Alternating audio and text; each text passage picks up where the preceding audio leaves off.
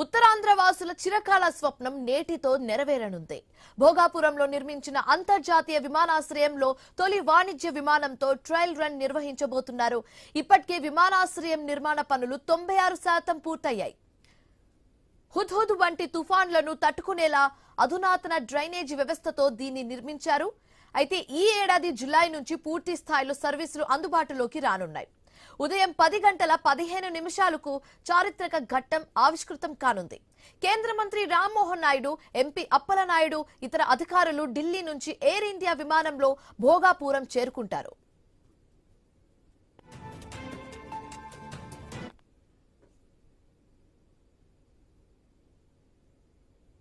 ఒడిశా, ఛత్తీస్గఢ్ ప్రజలు ఉంటారని అధికారులు అంచనా వేస్తున్నారు.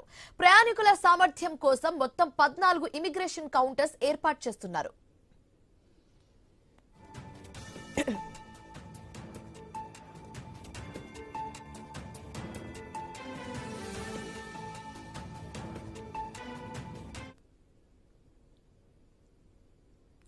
విశాఖ నుంచి ఈ విమానాశ్రయానికి వచ్చే ప్రయాణికుల కోసం 3 ప్రధాన రహదారులను సిద్ధం చేస్తున్నారు.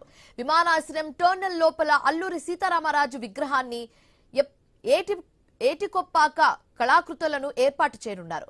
తెలుగు సంస్కృతి ఉట్టిపడేలా అలంకరణలు ఏర్పాటు చేస్తున్నారు. ఒకేసారి 300 విమానాలు దిగేలా సౌకర్యాలు కల్పిస్తున్నారు. ప్రపంచంలోనే అతిపెద్ద విమానాలైన ఎయిర్ బస్ A380, బోయింగ్ 747-8 వంటి భారీ విమానాలు కూడా సులభంగా ల్యాండ్ అయ్యేలా రన్వేస్ ను రూపొందించారు. తొలి దశలోనే ప్రతి ఏడాది 60 లక్షల మంది ప్రయాణికులు ప్రయాణించగలిగే సామర్థ్యంలో టర్మినల్ ను నిర్మిస్తున్నారు. రైట్, ఇక ఇదే అంశానికి సంబంధించి మరింత తాజా సమాచారం మా కరెస్పాండెంట్ రాజు ఫోన్ ద్వారా అందిస్తారు. రాజు, ఈ భోగాపురం ఎయిర్పోర్ట్ పనులు అనేది 96% పూర్తయినట్లుగా తెలుస్తుంది. మిగతా ఎన్ని పనులు మిగిలి ఉన్నాయి, అధికారులు ఏం చెప్తున్నారు? అండ్ ఈ రోజు ఢిల్లీ నుంచి రన్వేని కూడా సిద్ధం చేసినట్లుగా తెలుస్తుంది. ఒక ఫ్లైట్ ల్యాండ్ అవుతున్నట్లుగా కూడా తెలుస్తుంది. సో దీనికి సంబంధించి పూర్తి డీటెయిల్స్ ఎలా ఉంది? అని ఏదైతే ఏపీ రాష్ట్రంలో అతిపెద్ద విమానాశ్రయంగా పేరు సంపాదించుకోబోతున్నటువంటి అల్లూరి సీతారామరాజు అంతర్జాతీయ విమానాశ్రయం ఈ రోజు ఫైనల్ ట్రయల్ రన్ కైతే సిద్ధమైంది. మరి కాసేపట్లో ఢిల్లీ నుంచి ఎయిర్ ఇండియా విమానం అయితే అల్లూరి సీతారామరాజు అంతర్జాతీయ విమానాశ్రయంలో దిగబోతుంది. ఇందులో ముందుగా కేంద్ర పౌర విమాన శాఖ మంత్రి, విజయనగరం ఎంపీ పౌర విమాన శాఖ మంత్రి రామ్మోహన్ నాయుడు, ఎంపీ కలిశెట్టి అప్పలనాయుడులతో పాటు సాంకేతిక సిబ్బంది, విమానాశ్రయానికి సంబంధించినటువంటి ఇతర సిబ్బంది కూడా ఈ రోజు అయితే ఈ విమానంలో రాబోతున్నారు. ఇప్పటికీ దీనికి సంబంధించి అయితే పూర్తి స్థాయి ఏర్పాట్లు అయితే చేశారు. మరి కాసేపట్లో విమానం కూడా భోగాపురం అయితే చేరుకోబోతుంది. ఇది ఉత్తరాంధ్ర ప్రజల కలగా గత కొన్నేళ్లుగా చెప్తున్నటువంటి అతి పెద్ద విమానాశ్రయం సంబంధించి ఈ రోజు ఫైనల్ ట్రయల్ రన్ సక్సెస్ అయిన అనంతరం రాబోయే 5 నెలల్లో పూర్తి స్థాయిలో ప్రజలకైతే అందుబాటులోకి తేవడానికైతే కూటమి ప్రభుత్వం చర్యలు చేపడుతుంది. ఆ జిఎంఆర్ సంస్థతో చేసుకున్నటువంటి PPP పద్ధతిలో నిర్మించినటువంటి విమానాశ్రయంలో అతిపెద్ద రన్వే 3.8 కిలోమీటర్ల రన్వేను కూడా నిర్మించారు. అదేవిధంగా 2300 ఎకరాల్లో ఈ ఎయిర్పోర్ట్ ను అయితే నిర్మించడం జరిగింది. ప్రస్తుతం అయితే 95% వరకు పనులు పూర్తయినట్టు జిఎంఆర్ సంస్థ అయితే ప్రకటించింది. ఈ నేపథ్యంలో మిగిలిన పనులు అనేటప్పుడు ఇవన్నీ కూడా ఎర్త్ వర్క్ ఉంటాయి, గార్డెనింగ్ ఉంటుంది, మిగతా ఇతర చిన్న చిన్న కార్యక్రమాలు అయితే నిరంతరంగా జరిగే అవకాశాలు అయితే ఉన్నాయి. ముఖ్యంగా విమానాల రాకపోకలకు సంబంధించి కానీ, ఇక్కడ ఉన్నటువంటి సాంకేతిక పరిజ్ఞానానికి సంబంధించి కానీ పూర్తి పనులు అయితే పూర్తయినట్టుగా జిఎంఆర్ సంస్థ ప్రతినిధులు కూడా ఇప్పటికే చెప్పడం జరిగింది.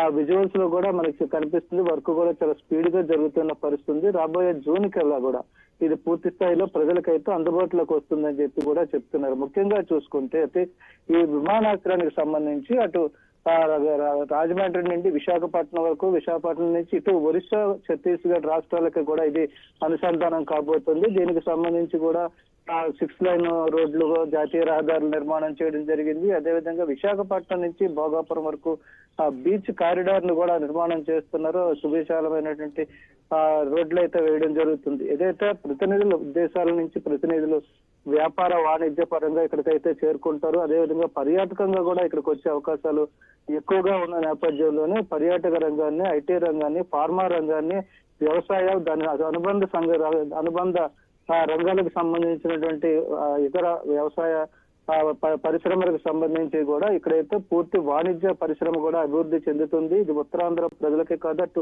ఒడిశా, ఛత్తీస్గఢ్ రాష్ట్రాలకు కూడా ఇది ఒక ఆర్థిక రాజధానిగా మారబోతుంది అని చెప్పి అయితే కూటమి ప్రభుత్వం అంచనా వేస్తున్న నేపథ్యంలో ఈ రోజు అత్యంత ప్రతిష్టాత్మకంగా నిర్వహిస్తున్నటువంటి ఈ ట్రయల్ రన్ ఏదైతే ఉందో ఇది సక్సెస్ అయిన వెంటనే కూడా త్వరలోనే మిగతా విమానయాన సంస్థలతో మాట్లాడి రాకపోకలు నిర్వహించేందుకు కూడా ఒప్పందాలు చేసుకునే అవకాశం ఉన్నట్టు ఇప్పటికే కేంద్ర మంత్రి కూడా ప్రకటించడం జరిగింది. ముఖ్యంగా ఈ రోజు అయితే ఎయిర్ ఇండియా విమానం ఇక్కడ దిగబోతుంది. దీనికి సంబంధించి కూడా ఏర్పాట్లు అయితే పూర్తిగా చేయడం జరిగింది. Right, thank you.